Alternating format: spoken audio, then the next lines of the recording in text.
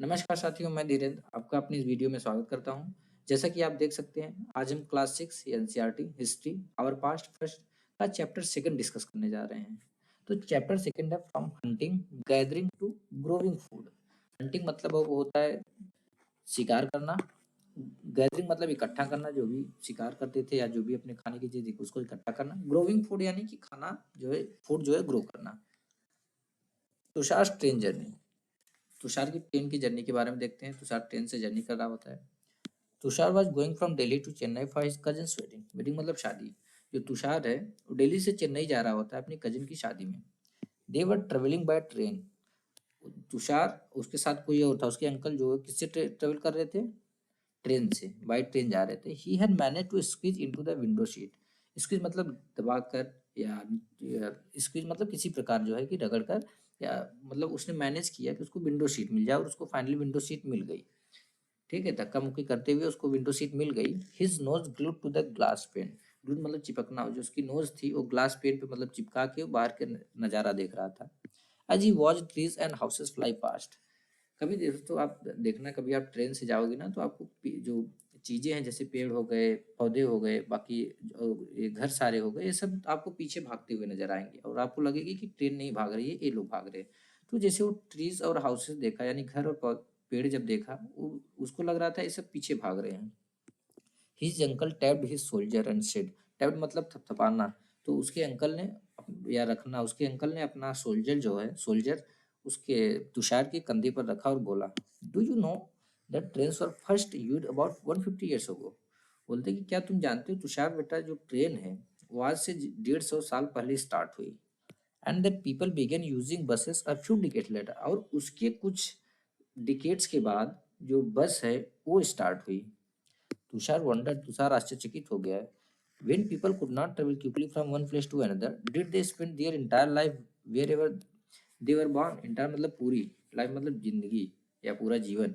तो तुषार आश्चर्य आश्चर्य में पड़ गया और सोचने लगा कि अगर लोग जो है, जब जब लोग एक जगह से दूसरी जगह क्विकली नहीं जा पा रहे थे, ट्रेवल नहीं कर पा रहे थे, क्या अपना पूरी इंटायर लाइफ वो वहीं पे बिता देते थे जहाँ पे वो उनका जन्म होता था? तो उनके अंकल बोलते हैं कि नॉट क्वाइट, नहीं नहीं ऐसा नहीं है। The earliest people, why were they on the move?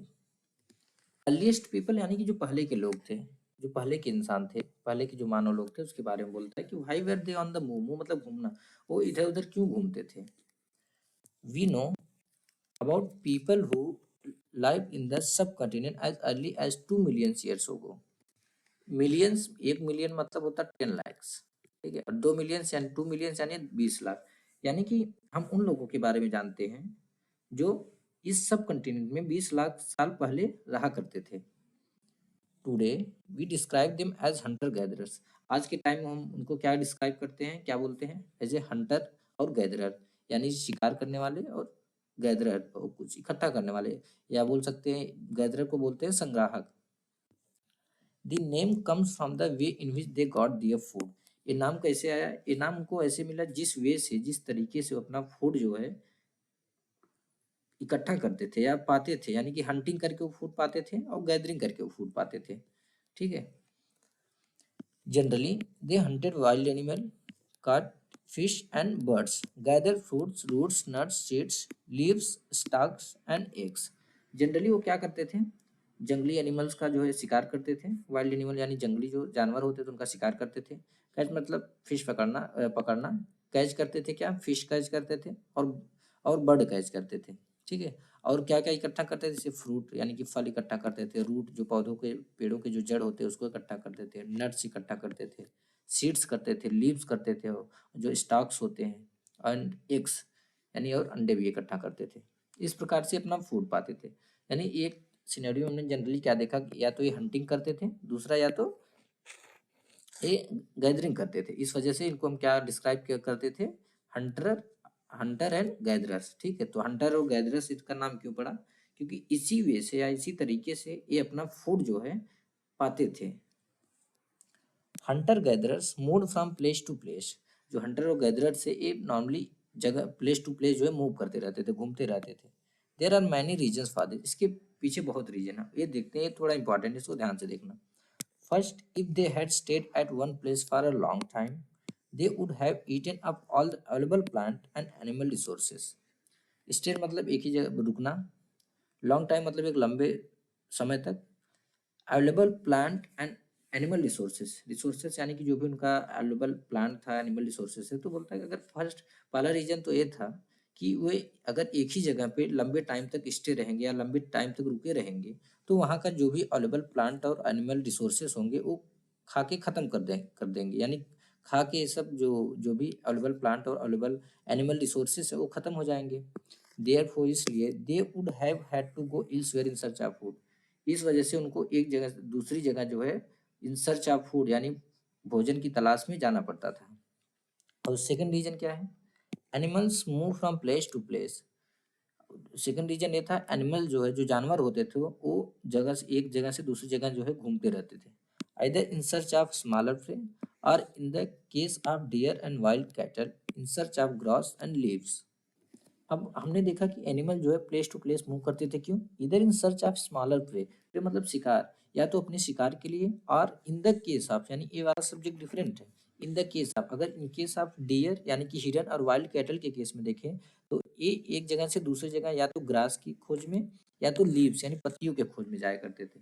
ठीक है, यानी कि सेकंड हमने क्या देखा कि एनिमल जो है एक जगह से दूसरी जगह घूमते थे, या तो शिकार के लिए, या तो हिरन और वाइल्ड कैटल के केस में देखें तो एक ग्रास या लीव्स के लिए एक जगह से दूसरी जगह तक जाते थे, घूमते थे।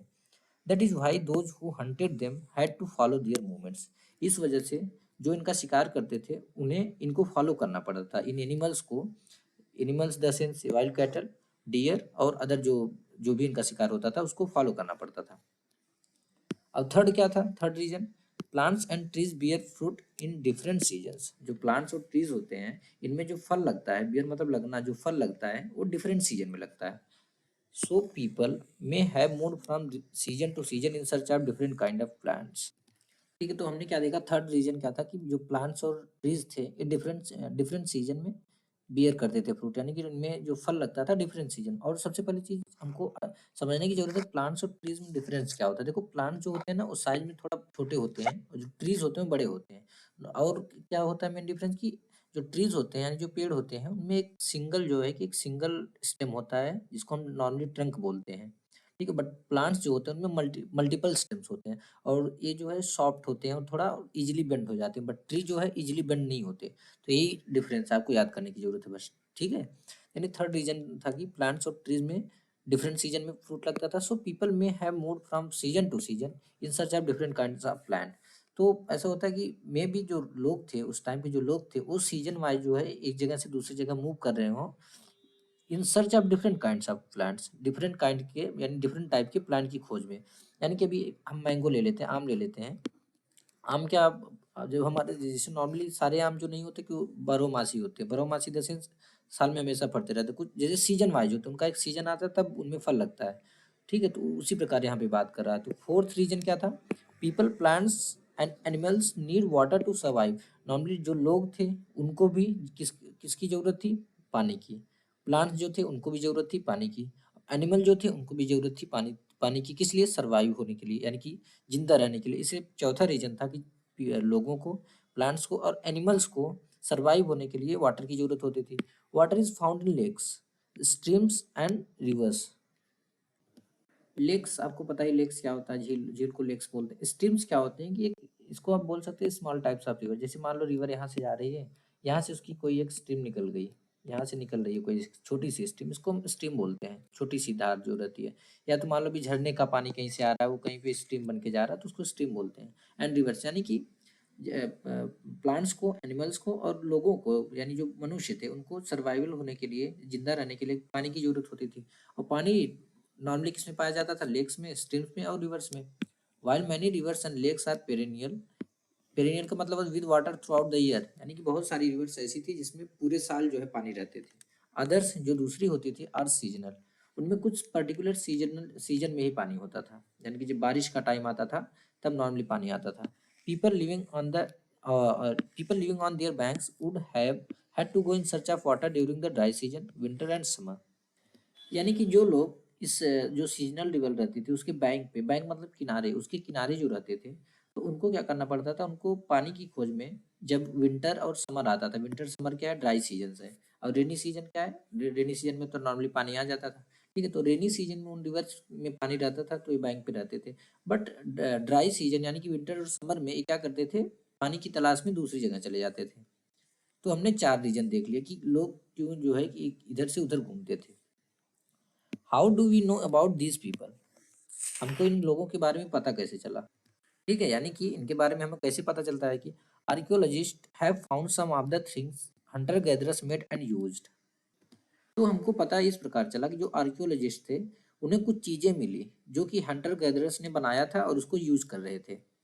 It is likely that people made and use tools of stone, would and bone, of which stone tools have survived best. It is likely का मतलब इन्होंने अंदाजा लगाया है, इस चीज को शेयर कर लो, इन्होंने अंदाजा लगाया, ठीक है। ये इन्होंने अंदाजा क्या लगाया कि संभवतः माना जाता है या मानते हैं कि मे भी हो सकता है जो लोग थे पहले के, जो हंटर गैदरर थे, ये स्टोन के यानी पत्थर के, वुड के और बोन के टूल्स बनाए होंगे और यूज करते होंगे, of which stone tools have survive best, ठीक है। यानी कि एक किसके चीज बनाते थे, स्टोन के, वुड के और बोन की टूल से बनाया करते थे और यूज किया करते थे, ऐसा संभवतः अंदाजा लगाया जाता है, जिसमें से स्टोन के जो टूल्स हैं वो सबसे अच्छे से अभी भी सर्वाइव हैं, ठीक है। आज भी जो बचे हैं वो हैं stone stone tools. Some of these stone tools were use to cut meat and bone, scrape bark from trees and hides animal skins, chop fruit and roots। देखो, स्क्रैप का मतलब होता है निकालना, बार्क का मतलब जो छाल होती है, जो ट्रीज होते हैं यानी जो पेड़ होते हैं उनके ऊपर का जो हिस्सा होता है, ठीक है, यही मान लो पेड़ है, तो इनके ऊपर जो लगा रहता है उसको हम बार्क बोलते हैं, वो छाल होता है, ठीक है।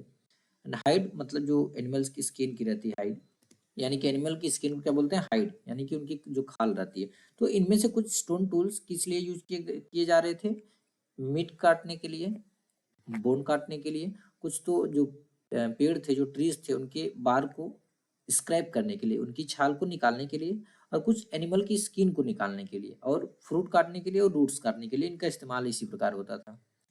सम may have been attached to handles of bone और wood to make spears and arrows for hunting. देखो, स्पीयर्स का मतलब होता है भाला, ये जो भाला हम औजार यूज करते हैं, और एरो का मतलब होता है तीर। तो some may have been attach to handle, इसमें से कुछ को जो है, कुछ को हैंडल से अटैच कर देते हैं, टू हैंडल ऑफ बोन, यानी कि कुछ जो औजार होते थे, कुछ जो टूल्स होते थे, उनमें हम एक हैंडल अटैच करते थे, बोन की या तो वुड की, ताकि हम उसको क्या बनाते थे, स्पीयर बनाते थे और एरो बनाते थे हंटिंग के लिए, ठीक है। स्पीयर्स नॉर्मली जो भाले होते हैं ऐसे रहते हैं ना, वो ऐसे नॉर्मली रहते हैं, वो ऐसे निकले रहते हैं, और ये पूरे बड़े रहते हैं, बट जो एरोज होती है वो छोटी रहती है, ठीक है। तो क्या करते थे कि वो उसमें कुछ हैंडल लगा देते थे, जो उनके औजार होते थे, जो टूल्स होते थे, उसमें कभी कभी क्या करते थे, हैंडल लगा देते थे, किसके, बोन का बना हुआ या वुड का बना हुआ, ताकि वो उससे स्पीयर बनाए और एरो बनाए और हंटिंग कर सके।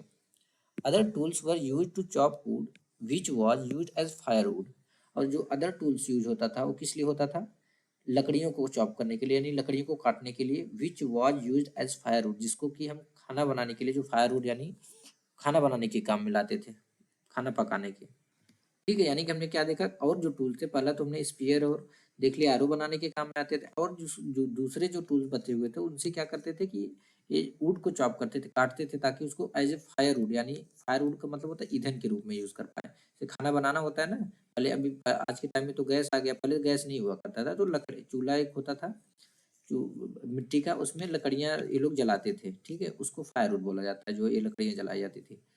तो wood was also used to make huts and tool, जो वुड थे, जो लकड़ियां थी, उसको हट्स यानी झोपड़ी और टूल्स बनाने के भी काम में आता था।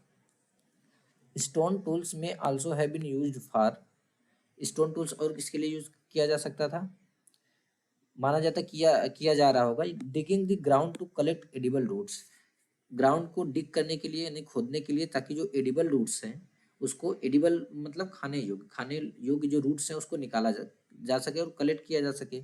और राइट साइड में यहाँ पे आप देखोगे, तो यहाँ पे कि stitching clothes made out of animal skin, यानी जो एनिमल स्किन निकालते थे लोग, उसकी क्लॉथ जो है स्टिच करते थे, सिलते थे, किससे, इसी बोन, ये इसी स्टोन से। अब यहाँ से ये वाला स्टोन यहाँ पे यूज किया जा रहा होगा, यहाँ से देख रहे हो रूट्स निकाल रहे हैं, ठीक है। और यहाँ पे देखो स्टिच कर रहा है इसी पत्थर से, इसी स्टोन से। तो माना जाता है इसके लिए किया जा रहा होगा, क्योंकि जब स्किन निकालेंगे तो मतलब कपड़े के लिए निकालते थे, क्लॉथिंग के लिए सर्दियों में। Choosing a place to live in, यानी कि रहने की जगह जो है चूज करना। चूज करना मतलब सिलेक्ट करना या निर्धारित करना। Look at map two below, पहले मैप टू देख लेते हैं। ये है map two. All the places marked with red triangles are sites from which archaeologists have found evidence of hunter and gatherers।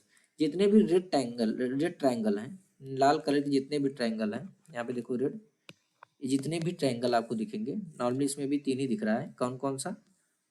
एक हुंसगी हुंसगी का है, फिर भीमबेटका और कुरनूल केव्स। ये जो रेड ट्रायंगल है, यहाँ पे आर्कियोलॉजिस्ट को क्या मिला है? Have found evidence of Hunter gatherers के इन्होंने एविडेंस यहाँ पे कलेक्ट किए या पाए हैं। Hunter gatherers live in many more places. जो हंटर गैदरर्स है वो और भी जगह पे रहते थे, ऐसा नहीं कि केवल यही 3 जगह पे रहते थे, वो और भी जगहों पे रहते थे। Only some are shown on the map, but यहाँ पे जो मेजर है, जहाँ पे ज्यादा चीजें मिली है या जहाँ पे मुख्य है, पर मुख्य लोग, ज्यादा लोग जहाँ पे रहते थे, ज्यादा लोग नहीं बोल सकते बट इतना बोल सकते हैं कि जहाँ पे उनको एक जो एविडेंस मिला है सफिशियंट मात्रा में, काफी ज्यादा मिला है, तो इसी वजह से यहाँ पे केवल भीमबेटका, हुंसगी और कुरनूल के शो किया है। ठीक है, यानी जो हंटर गैदर थे वो और भी सारी जगहों पे रहते थे, बट मेन जो है यहाँ पे दिखाया गया है इस मैप में। Many sites were located near source of water such as rivers and lakes. और बहुत सारी साइट जो है कहाँ पे लोकेटेड है? सोर्स ऑफ वाटर जहाँ पे, जहाँ पानी का स्रोत है, जैसे कि रिवर्स और लेक्स। ठीक है। As stone tools were important, people try to find places where good quality stone was easily available. अब देखो क्या था कि उस टाइम इस चीज को समझना, हमारे अपने कॉमन लाइफ में लाते हैं कोई चीज, अगर कोई भी रिसोर्स है, अभी हम देखेंगे कि पानी हमको कहाँ पे मिल रहा है, हम तो ऐसा जगह खोजेंगे ना कि जहाँ पे पानी अच्छा मिल रहा हो, जहाँ पे नल का पानी अच्छा आता हो। बहुत जगहों पे भी देखो, अभी आप भी जब भी सिटी एरिया में जाओगे पानी खराब हो चुका है, वहाँ पे सब फिल्ट्रेट पानी, सब फिल्टर पानी पीते हैं, आरओ का। तो यहाँ पे गांव में भी कहीं भी जगह जगह खोजोगे आप, सबसे पहले पानी देखोगे, या कहीं पे रूम लेने जाओगे देखोगे वहाँ का पानी कैसा है। ठीक है, क्यों? क्योंकि पानी पे तो हम डिपेंड हैं। तो उसी प्रकार यहाँ पे था कि स्टोन टूल्स जो था वो बहुत इंपॉर्टेंट हो चुका था। इस वजह से लोग ट्राई करते थे कि ऐसी जगह खोजें जहाँ पे अच्छी क्वालिटी के स्टोन जो है इजिली मिल पाए, इजिली अवेलेबल हो। ठीक है। अब जैसे यहाँ पे हम देख लेते हैं कि rock paintings and what they tell us. ये रॉक पेंटिंग है, ये हमको क्या बताती है? देखो, अ painting from a rock shelter, एक रॉक शेल्टर से पेंटिंग मिली है, जो कि नीचे डिस्क्राइब किया गया है कि many of the caves in which these early people live have paintings on the walls. बहुत सारी केव्स यानी बहुत सारी गुफाएं ऐसी मिली हैं जहाँ पे जो अर्ली पीपल, पहले के लोग रहा करते थे, उनकी वॉल्स पे पेंटिंग मिली है, यानी जो दीवारें होती थी उन पे पेंटिंग मिली है। Some of the best examples are from Madhya Pradesh and southern Uttar Pradesh. और सबसे ज्यादा जो बेस्ट एग्जांपल्स है कहाँ के? मध्य प्रदेश में जो मिला है, और साउथ उत्तर प्रदेश से। These painting show wild animals drawn with great accuracy and skill.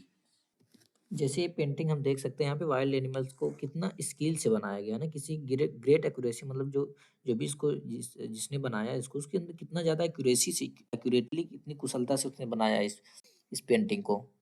ठीक है। अब Bhimbetka in present day Madhya Pradesh, Bhimbetka कहाँ पे है? मध्य प्रदेश में है। This is an old site with caves and rock shelters. People choose these natural caves because they provided shelter from the rain, heat, and wind। अब जैसे देख रहे हैं साइट, ये कहाँ पे है? भीमबेटका में, जो कि प्रेजेंट डे मध्य प्रदेश में है।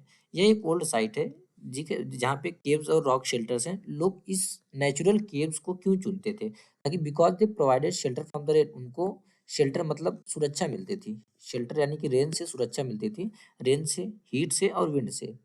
These rock shelter are close to the Narmada valley. ये जो रॉक शेल्टर है ना, नर्मदा वैली के बहुत क्लोज है, मतलब बहुत नजदीक है। ठीक है। अब आगे बोलता है, can you think of why people choose to live here. क्यों लोग क्यों रहना चाहेंगे किसी वैली के नजदीक में? क्योंकि पानी अवेलेबल हो जाएगा इजीली, पानी उनको मिल जाता था वहाँ पे, स्टोन भी अच्छी क्वालिटी के रहे होंगे। तो दोस्तों, जैसा कि हमने देखा था, जो स्ट्रीम होती है, देखो ये स्ट्रीम है, ठीक है, जहाँ पानी का छोटा सा, यहाँ से देखो एक पतली सी धारा जा रही है, इसको स्ट्रीम बोलते हैं नॉर्मली। ठीक है, ये भी देखो स्ट्रीम ही है। जैसे मैंने बोला था ना, मान लो किसी झरने का पानी कहीं से निकल रहा है, वो स्ट्रीम होता है। अब जैसे रॉक शेल्टर में क्यों रहते थे लोग, देखो ये रॉक शेल्टर है, ये पूरा रॉक शेल्टर है, यहाँ पे रहते थे, उनको विंड का कोई इफेक्ट नहीं, कोई भी कितना भी खराब वेदर हो, रेन रेन से शेल्टर मिल जाती थी, मतलब हर जगह से उनको सुरक्षा थी, तो इस वजह से लोग शेल्टर में रहते थे, रॉक शेल्टर में ज़्यादा चूज़ करते थे। ये देख रहे हो, ये रॉक शेल्टर है, मतलब ऊपर कितना भी बड़ा तूफान आ जाए, इनको पता नहीं चलता था, इनको कोई इफेक्ट नहीं पड़ता था। इस वजह से लोग रॉक शेल्टर में ज़्यादा रहते थे या केव्स में। दोस्तों साइट क्या होता है? What is sites? साइट का देखते हैं कि sites are places where the remains of things like tools, pots, building, etc. were found. Sites उन places को बोलते हैं, उन जगहों को बोलते हैं जहाँ पे जो चीजें बची होती हैं, remains of things यानी जो पहले की चीजें, जैसे टूल्स हो गए यानी औजार, पोर्ट्स यानी जो मिट्टी के बर्तन होते थे, बिल्डिंग्स, ये सब जो है कि बची रहती थी, उसको क्या बोलते हैं? साइट। जहाँ पे ये सब मिलता है उसको हम साइट बोलते हैं, यानी कि जहाँ भी चीजें, जैसे मान लो भीम बेट का हुआ, वहाँ पे जो चीजें पहले की मिली, जैसे पहले की स्टोन मिले, टूल्स मिले, बिल्डिंग्स मिली, इस वजह से उनको क्या बोला गया? Sites. These were made, used and left behind by people. जो ये साइट्स थी, यहाँ पे जो चीजें मिली थी, रिमेन्स मतलब होता है अवशेष, यानी पहले की जो चीजें मिली थी, जैसे टूल्स, पॉट्स और बिल्डिंग्स, इनके जो अवशेष मिले थे, इन इन चीजों को लोगों ने बनाया होगा, यूज किया होगा, and left behind by people, और फिर बाद में छोड़ दिया गया होगा। These may be found on the surface of the earth, may be earth की सरफेस पे भी पाया जा सकता है, and buried under the earth, या अर्थ के अंदर, मतलब दब गया हो, यानी ये मान लो ये सर्कल है, ये अर्थ है, इसके ऊपर भी पाया जा सकता है, या मे बी बहुत टाइम हो गया ना, बहुत टाइम से हो गया, मे बी ऊपर मिट्टी आ गया होगा, अंदर दब गया होगा। ठीक है, इसलिए बोला कि अर्थ के अंदर जो है दब गया होगा। Or sometimes even under water, sometimes क्या होता है, पानी के अंदर, यहाँ पे मान लो कोई लेक्स या कुछ भी, पानी के अंदर भी ये मिलता है, जो अवशेष है, मिला मिला होता है, जो अवशेष मिलते हैं साइड से, उसकी बारे में बात, मतलब अर्थ के सरफेस पे भी हो सकता है, अर्थ के अंदर भी हो सकता है, और अंडर द वाटर भी हो सकता है। बाद में इस साइट्स के बारे में हमें बाद वाले चैप्टर में ज़्यादा पढ़ेंगे। फाइंडिंग आउट अबाउट फायर, यानी हम आग की खोज कैसे हुई वो देखते हैं। पहले तो देख लो, find Kurnool caves on map 2। Map 2 पे हम पहले कुरनूल केव्स देख लेते हैं। देखो यहाँ पे कुरनूल केव्स है, रेड ट्रायंगल से। Traces of ash, ash has been found here. यहाँ जो ट्रेसेस ऑफ एश मतलब कि राख की जो ट्रेसेस है यहाँ पे मिले हैं।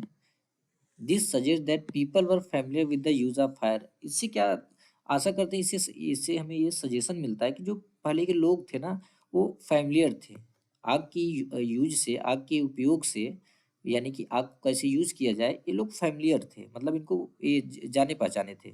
ऐसा नहीं कि इनको आग के बारे में पता ही नहीं था। फैमिलियर मतलब कि ये लोग परिचित से आग से, आग के यूज से।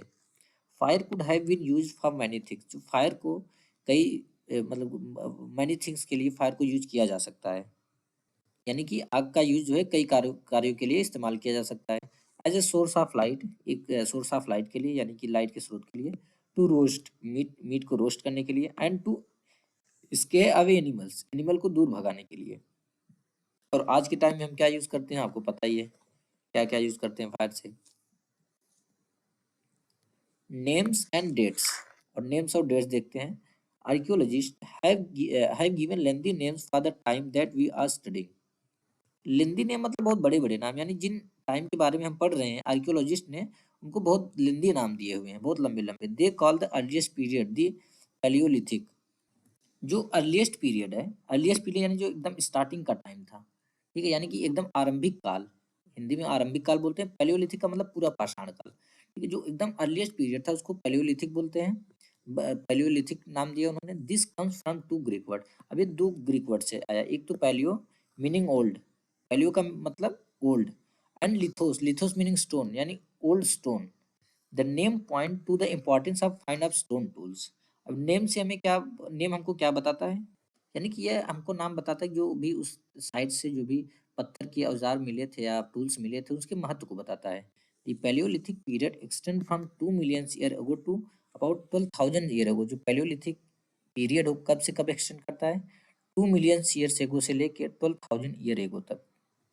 अब this long stages of time is divided into the lower middle and upper Palaeolithic. अब इसको इतना लंबा टाइम हो जाता है ना कि 2 मिलियन से लेके 12,000 साल तक, एक बहुत लॉन्ग स्पैन ऑफ टाइम हो गया, तो इसको एक लोअर मिडिल और अपर पैलियोलिथिक में डिवाइड किया गया है। This long span of time cover 99% of human history. देखो ये 2 मिलियन साल से लेके, मतलब 2 मिलियन ईयर से यानी 20 लाख साल से लेके 12,000 साल तक, ये बहुत लंबा टाइम पीरियड होता है। तो जो ह्यूमन की पूरी हिस्ट्री है ना, इसी में 99% इसी में कवर्ड है, इसी के द्वारा, पैलियोलिथिक में।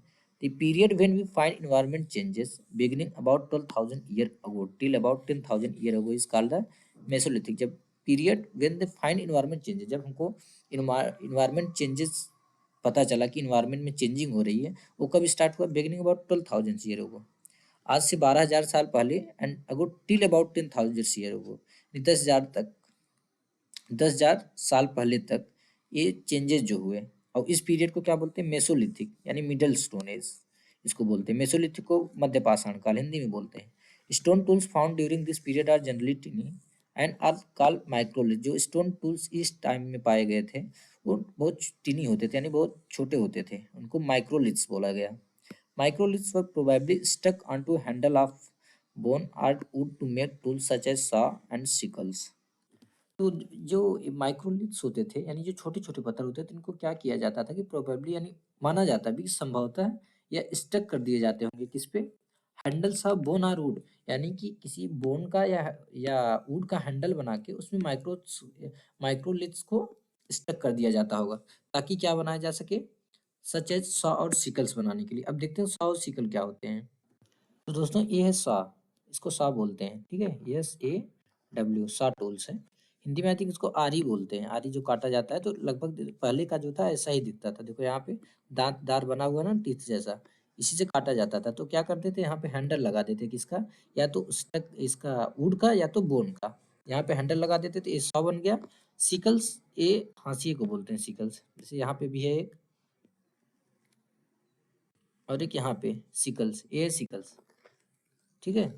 यहाँ पे क्या करते थे, या तो वुड का या तो बोन का हैंडल लगा देते थे, तो सिकल रेडी हो जाता था माइक्रोलिथ्स को। और एक चीज और यहाँ पे कि यहाँ पे जैसे इसमें जो है, इसमें जो सिकल है, यहाँ पे आयरन यूज किया गया ना, तो तब आयरन नहीं था, तब यहाँ पे पत्थर का लगाया जाता था। At the same time older varieties of tools continue to be. और उसी टाइम, मतलब कि उस टाइम जब ये सब बना था, यानी कि माइक्रोलिथ जब था, यानी Mesolithic middle middle period, middle stone age में, यानी कि माइक्रोलिथिक के टाइम में, जब जो पुराने औजार थे, पुराने जो टूल थे, वो भी जो है कंटिन्यू यूज में थे, ऐसा नहीं कि वो खत्म हो चुके थे। द नेक्स्ट स्टेज, जो अगला स्टेज आता है, फ्रॉम अबाउट 10,000 ईयर अगो, यानी 10,000 साल से पहले, इज नोन एज नियोलिथिक, को नियोलिथिक के नाम से जाना जाता है। What do you think the term Neolithic means? Neolithic का क्या? न्यू मतलब नया, लिथिक मतलब पेज, यानी कि स्टोन, लिथोस यानी कि stone. We have also mention the names of some places, you will find the names of many more places in literature. जैसे कि इन्होंने कुछ प्लेसेस का नाम यहाँ पे मेंशन किया कि साइट्स कहाँ कहाँ पे मिले थे, कुछ बाद के चैप्टर में भी हम देखेंगे। और आगे बोलता है कि वेरी ऑफन, मतलब शायद ही, we use present day names of the places where people live in the past because we do not know what they call them. Very often का मतलब यानी कि प्रायः है या अक्सर। तो अक्सर हम उन नामों का यूज करते हैं जो आज के टाइम में हम जानते हैं, क्योंकि हमको ये नहीं पता, because we do not know what they call them, यानी कि वो लोग, पहले के लोग उसको क्या बोलते थे।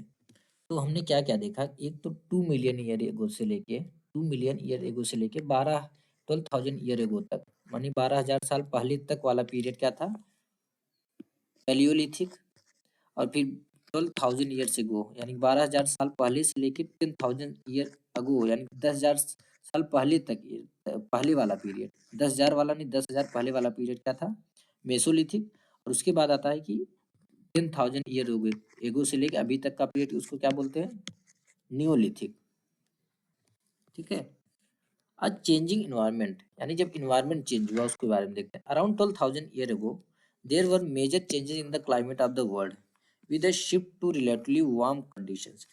लगभग आज से 12,000 साल पहले there were major change in the climate of the world, यानी विश्व का जो क्लाइमेट था उसमें जो एक मेजर चेंज हुआ, मतलब बहुत बड़ा चेंज हुआ, क्या कि with a shift to relatively warm condition, यानी कि रिलेटिवली थोड़ा वार्म कंडीशन के साइड जो शिफ्ट हो गया, यानी गर्मी थोड़ा बढ़ गई पहले से। इन मैनी एरियाज, बहुत सारे एरियाज में this led to the development of grassland, इससे जो बहुत सारे एरियाज में ग्रासलैंड का डेवलपमेंट हुआ। This in turn led to an increase in the number of deer, antelope, goat, sheep and cattle, that is animal that survived on grass। इससे क्या हुआ, जब ग्रासलैंड इंक्रीज हुआ तो इससे जो नंबर था इन एनिमल्स का, जैसे कि डियर जो हो गए, जो एंटीलोप हो गए, जो गोट हो गए, शीप जो हो गई और कैटल, इनकी नंबर भी बढ़ गई, क्योंकि ये ऐसे एनिमल थे जो कि ग्रास पे सर्वाइव करते थे, तो ग्रास की संख्या बढ़ी ग्रासलैंड की, तो इनकी भी संख्या बढ़ गई। Those who hunted these animals now followed them, learning about their food habits and their breeding seasons। Those who hunted them यानी जो इनका शिकार करते थे, इन इन सारे एनिमल्स का, जैसे डियर, एंटीलोप, गोट, शीप और कैटल, और जो कैटल थी इनका जो शिकार करते थे वो इनको फॉलो करने लगे। Now followed them and learning about their food habits and their breeding season. और ये लोग क्या लर्न करने लगे, क्या सीखने लगे कि इनकी फूड का हैबिट क्या है, यानी इनके खाने की आदतें क्या है, और देयर ब्रीडिंग सीजन, इनका ब्रीडिंग सीजन कब है, ब्रीडिंग सीजन कब होता है इनका, इन एनिमल्स का। It is likely that this help people to start thinking about herding and rearing these animals themselves. तो ऐसा माना जाता है कि संभवतः ऐसा हुआ होगा कि इससे जो है लोगों को मदद मिली होगी कि अब वो ये सोच सके कि इन एनिमल्स को हर्डिंग कैसे किया जाए और रियरिंग कैसे किया जाए। फिशिंग आल्सो बिकम इम्पोर्टेंट, और इसी टाइम जो है फिशिंग भी इम्पोर्टेंट हो गया। ठीक है, यानी कि उनको धीरे-धीरे ऐसा माना जाता है कि संभवतः ऐसा हुआ होगा कि अब जैसे एनवायरनमेंट चेंज हुआ, ये वाले एनिमल जो थे इनकी संख्या बढ़ गई। इस प्रकार जो इनका हंटिंग करते थे, जो इनका शिकार करते थे, वो इनको फॉलो करने लगे और ये सीखने लगे कि इनकी फूड हैबिट्स क्या है, मतलब कैसे क्या खाते हैं, एंड देयर ब्रीडिंग सीजन, ये ब्रीडिंग कब करते हैं, इनका सीजन क्या है ब्रीडिंग का। और इससे उनको मदद मिली होगी कि स्टार्ट थिंकिंग, इसके बारे में सोच सके हर्डिंग कैसे करें और रियरिंग कैसे करें इन एनिमल्स का। हर्डिंग मतलब होता है चराना और रियरिंग मतलब पालना-पोषना, और इसी टाइम में फिशिंग भी जो है इम्पोर्टेंट हो चुका था। The beginning of farming and herding, farming और हर्डिंग की शुरुआत कैसे हुई? This was also a time when several grain bearing grasses including wheat, barley and rice grew naturally in different part of the subcontinent. और इसी time के दौरान इस सब कॉन्टिनेंट के डिफरेंट इलाकों में या भिन्न-भिन्न इलाकों में गेहूँ, बार्ली यानी कि जौ और धान जैसे जो ग्रेन थे, ये नेचुरली रूप से ग्रो होने लगे थे। Men, women, and children probably collected these grains as food and learned where they grew and when they ripened। जो आदमी रहे होंगे, जो भी वुमेन रहे होंगे, जो भी चिल्ड्रन रहे होंगे, संभवतः माना जाता है वो इन सारी ग्रेन्स को एज ए फूड कलेक्ट किए होंगे और ये सीखे होंगे कि वेयर दे ग्रू, ये कहाँ पे ग्रू होते हैं, एंड व्हेन दे रिपेन, ये कब पकते हैं, कब पककर तैयार हो जाते हैं।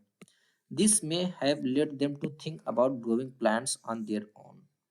इससे इससे उनको क्या मदद मिली होगी कि वो सोच सके कि ये ये जो प्लांट है इनको खुद अपने पे ही, मतलब अपने तरीके से कैसे उगाया जाए। ठीक है? यानी कि हम बोल सकते हैं कि ऐसा करते-करते लोगों ने इन ग्रेन्स को खुद पैदा करना सीख लिया होगा। In this way people become farmers, और इस प्रकार लोग क्या हुए? फार्मर्स हो गए, किसान। People could also attract and then tame animals by leaving food for them near their shelters. और ऐसा भी माना जाता है कि मे बी ऐसा ही हुआ होगा कि लोग इसी प्रकार अपने जो शेल्टर जहाँ पे रहते थे, उसके आजू-बाजू में, यानी उसके चारों तरफ कोई श लिविंग फूड यानी कि कुछ खाने का सामान छोड़ दे रहे होंगे। किसके खाने का? जो टेम एनिमल, जो पालतू पशु थे, उनके खाने का सामान छोड़ दे रहे होंगे और इसी प्रकार उनको पालतू बनाना ये सीखे होंगे। मतलब ये जब सामान रहा साइड-साइड में उनके शेल्टर के पड़ा होता था, जो टेम एनिमल्स थे, जो एनिमल्स वो आते थे खाने के चक्कर में, इसको पकड़ लेते थे और उसको इसी प्रकार ये पालतू के जानवरों को कैसे पालतू बनाया जाए, ये सीखे होंगे। The first animal to be tamed was the wild ancestor of the dog. जो सबसे पहला एनिमल था जिसको टेम किया गया, यानी जो पालतू बनाया गया, वो वाइल्ड एंसेस्टर यहाँ पे क्यों बोला गया? जो डॉग का वाइल्ड एंसेस्टर था, यानी जो जंगली कुत्ता था, उसको बनाया गया। लेटर बाद में people encourage animal that were relatively gentle to come near the camps and where they live. बाद में क्या हुआ, लोगों ने इनकरेज किया उन एनिमल्स को दैट वर रिलेटिवली जेंटल, जो स्वभाव से जेंटल हुआ करते थे, जैसे बकरी हो गई, ये सब कैटल्स हो गए, यानी गाय वाय हो गई, ये सब जो स्वभाव से जेंटल होते थे, उनको इनकरेज किया कि इनके जो इनका जो कैंप होता था, उसके जहाँ पे रहते थे उसके पास में आने के लिए इनको इनकरेज किया, यानी चारा रखकर। These animals such as sheep, goat, cattle and also the pig lived in herds and most of them ate grass. जो ये एनिमल थी, जैसे कि शीप हो गई, गोट हो गई, कैटल हो गई, और यहाँ तक कि पिग भी, ये हर्ड में रहते थे, यानी झुंड में रहते थे। And most of them ate grass, और ज्यादातर इसमें क्या खाती थी? ग्रास खाती थी। Often people protected these animals from attack by other wild animals. और नॉर्मली ऐसा हुआ होता होगा कि जो लोग होते थे जब इन एनिमल्स को पालतू बना लेते थे, इनको इनकी रक्षा करते थे और जंगली जानवरों से। This is how they become herders. इस प्रकार वे क्या बने, हर्डर बन गए।